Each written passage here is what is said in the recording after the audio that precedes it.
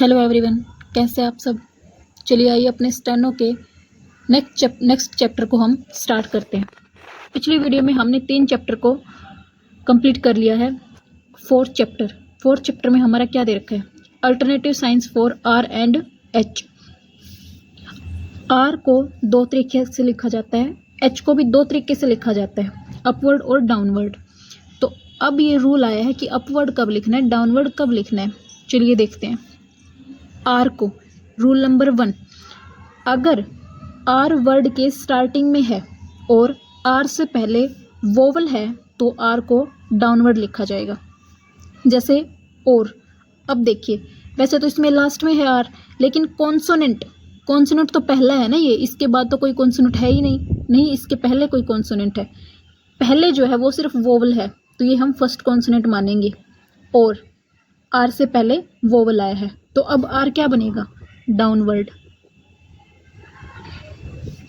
और इस तरीके से अरे इसमें देखिए आर फर्स्ट कॉन्सोनेंट और इससे पहले क्या है, वोवल, तो अब आर क्या बनेगा, डाउनवर्ड। ए की साउंड आई है, ध्यान रखिएगा, ए हमारा फर्स्ट प्लेस होता है, तो जो आर है वो अबव द लाइन बनेगा। हमने ये नहीं देखना कि आर के बाद तो ए की साउंड आई हुई है तो ये ऑन द लाइन जाना चाहिए, नहीं। अगर पहले वोवल दे रखे तो हम पहले वाली वोवल के अकॉर्डिंग चलते हैं, ए रे ए, ऐसे बनेगा। और अब इसमें देखिए आर से पहले वोवल, आ रब, ऐसे बन जाएगा। आर लाइन से ऊपर बी लाइन को काट देगा। अदरवाइज आर अपवर्ड, यानी कि स्टार्टिंग में आर से पहले अगर वोवल की साउंड ना हो, जैसे इन सब में स्टार्टिंग में वोवल था लेकिन वोवल की साउंड ना हो तो अपवर्ड बनेगा। जैसे रे, इसमें आर के बाद में वोवल की साउंड है, पहले नहीं है, तो ये अपवर्ड जाएगा, रे, रेस, इस तरीके से। रूल नंबर 2, अगर आर वर्ड के लास्ट में है और उसके बाद कोई वोवल साउंड नहीं है तो आर डाउनवर्ड बनेगा। जैसे पर, देखिए आर लास्ट में आया है और आर के बाद कोई भी वोवल साउंड नहीं है, तो आर जो है वो डाउनवर्ड बनेगा, ऐसे। मोर, अब देखिए स्पेलिंग में तो वोवल आया है लेकिन साउंड में आना जरूरी है, साउंड में नहीं आ रहा, मोर। एम आर, साउंड में वोवल नहीं आ रहा तो ये डाउनवर्ड जाएगा। कार, कार, इस तरीके से। अदरवाइज आर अपवर्ड, जैसे पैरी, यानी अब लास्ट में जो आर आया है उसके बाद वोवल की साउंड आई है, वोवल की साउंड नहीं थी तो डाउनवर्ड, वोवल की साउंड है तो अपवर्ड। पै रे ई, पैरी, टेरी,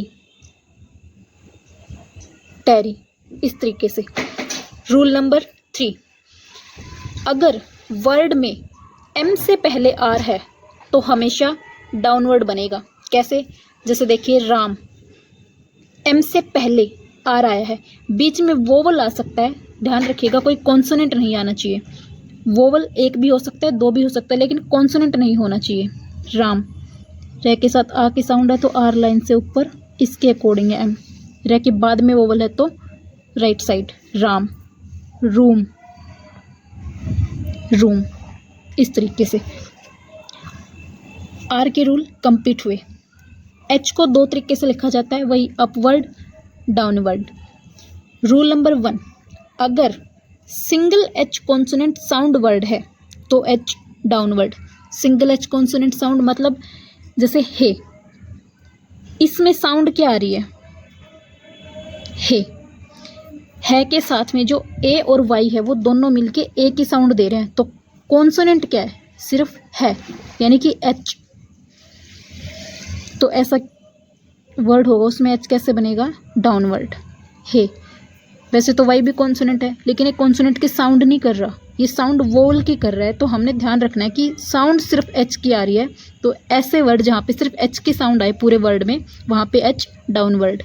ही, ही।